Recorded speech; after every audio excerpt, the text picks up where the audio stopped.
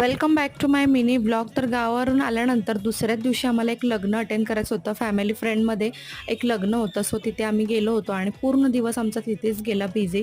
म्हणजे रात्री आम्हाला यायला उशीरसुद्धा झाला. आणि दुसऱ्या दिवशी बघा हा ब्लॉग आहे मी शूट केलेला. गावावरून खूप सारी चहापात आणली होती, तर तिला मस्त अशी कट केली आणि सुकण्यासाठी ठेवून घेतली. म्हणजे जेव्हा मला वापरायची असेल तेव्हा मी पटकन ती वापरू शकते. त्यानंतर स्वयंपाकाला तयारी केली आणि इथे इव्हनिंग झाली होती. मुलांचा थोडाफार अभ्यास घेत होती. तर तुम्ही म्हणाल की सुट्टी चालू झाली आणि आता कोणता अभ्यास? तर सुट्टीच्या दिवसांमध्ये सुद्धा ना थोडाफार मुलांचा अभ्यास घेतला तर ती आळशी होत नाहीत.